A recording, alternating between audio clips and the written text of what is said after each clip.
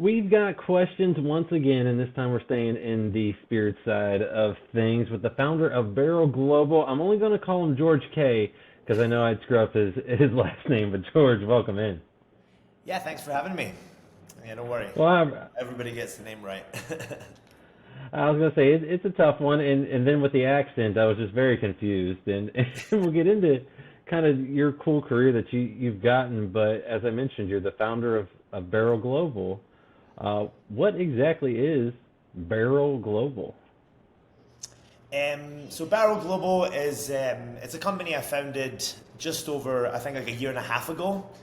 Um, and yeah, it's been going pretty well. It's basically I can talk a little bit more later about kind of how it came to be, but the company, we basically work with around 15 distilleries now in the US. We buy barrels and we sell them to our customers across the world. So we like to do things a little bit differently. We go to the distilleries, we make videos, we speak to the founders. We're not really about the whole contract distilling, just nameless liquid. It's more so telling the actual stories of each distillery and trying to get, people to get behind that and collect the barrels as opposed to just doing it for like a investment and a promise of returns in a few years. We really like people to get behind the brands and just, enjoy the whole experience, because it is an experience at the end of the day. It's not just an investment. Otherwise, we'd be just doing crypto and NFTs and stuff.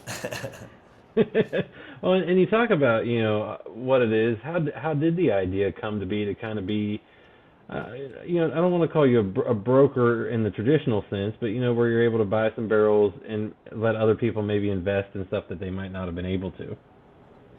Yeah. So, I mean, again, more now than ever, we are leaning away from the contract distilling, because I know now in Kentucky it's just there's so many massive, big companies coming online, and I don't really like to think what's going to happen in a few years when the market's just flooded with these like 1 million barrels a year kind of enterprises. I mean, I'm sure they'll do fine and hopefully it goes well. But for me, more than ever, we're kind of backing away and working with just small, award-winning, really focus on their own brands and quality distilleries.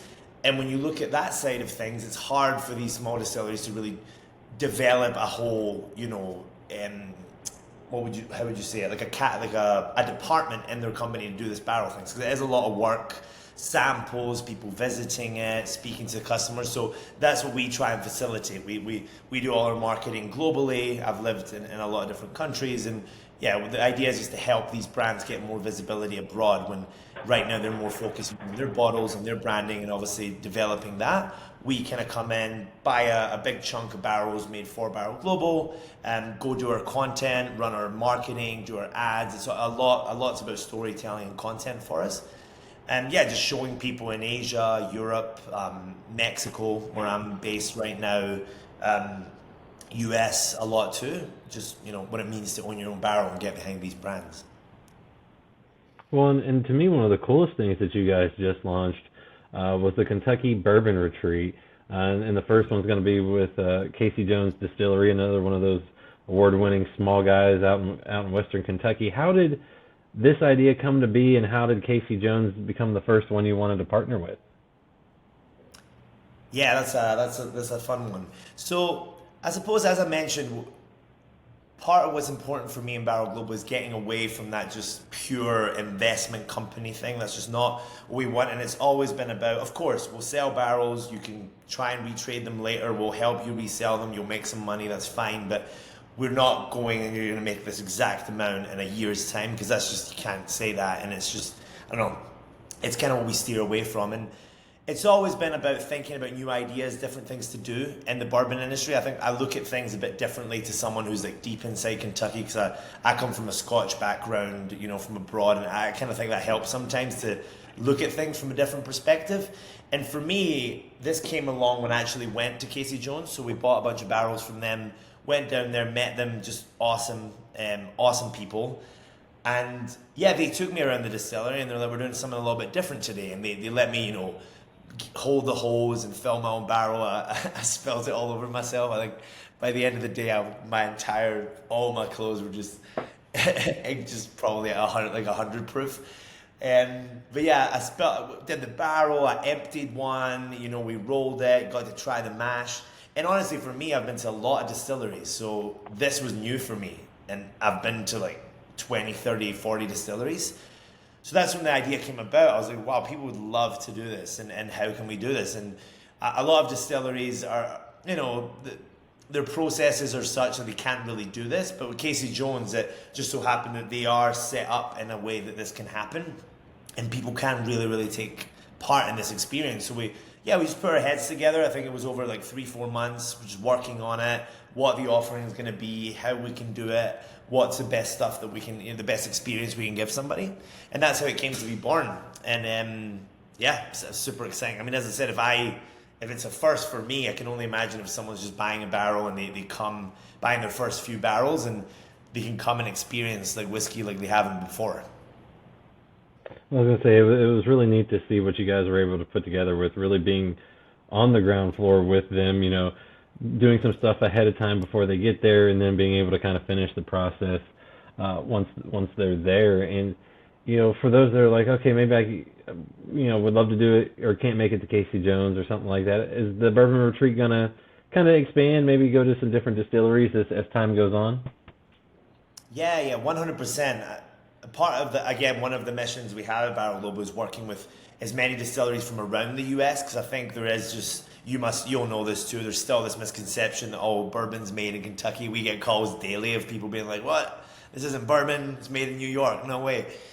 So part of our mission is to work with as many distilleries across the US, and just really good ones. So that is something that we also want to showcase with this Bourbon Retreat. We work with Kings County in New York, co-distillery. We want to do like maybe a more modern cocktail mixology, and kind of go to Manhattan and Brooklyn and have some fun kind of retreat. We'd love to do one we work with Law's Whiskey House in Colorado, great people, and it would be cool to go there and maybe try a few different finishes people can delve into, because they're making tons of crazy stuff. So that would be a nice kind of experimental one for the more, the whiskey geek. But definitely, the plan is now just to really iron out all the kinks with the first one at Casey Jones. We've got everything set up, but it's a learning curve. After 10 or 15 groups, we're obviously going to be able to do it better and know exactly what people want.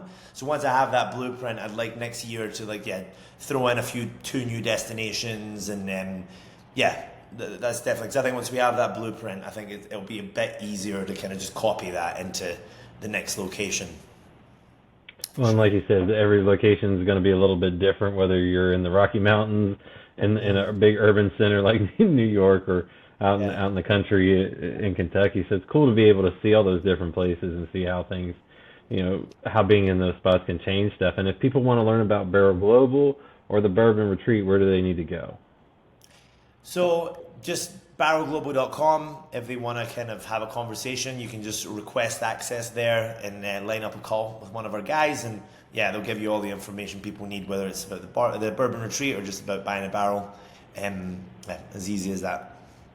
It's cool to hear your story, how you got into how it all ended up becoming to Barrel Global, a Bourbon Retreat in Kentucky, and so much more. And I guess my last question is, how often do you get strange looks when you say your name and you have your accent, especially living in Mexico and all these different foreign countries?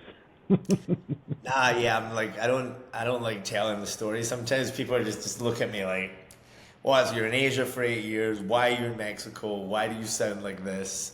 It's been a bit of a mix. That's why we go with George K and not George Koutsakis, because that just confuses people more. So that's my kind of nickname to avoid that. So that story. Yeah, it's fun. I get it. You meet cool people all over the world, and it's been super great just living in all these different people and see how everybody drinks, how everybody looks at whiskey, how everybody is making their own fun stuff. So it's cool. It's cool, especially as everything has gone global, and then you have all the different finishes from different wines and different other spirits from around the world. It's cool to see how everything has kind of shrunk in a sense, and you get to see some cool stuff. And George, I appreciate you talking about Barrel Global and your journey to it all, and it's been fun, man. Yeah, amazing. Thanks so much for having me. Yeah, it's been great.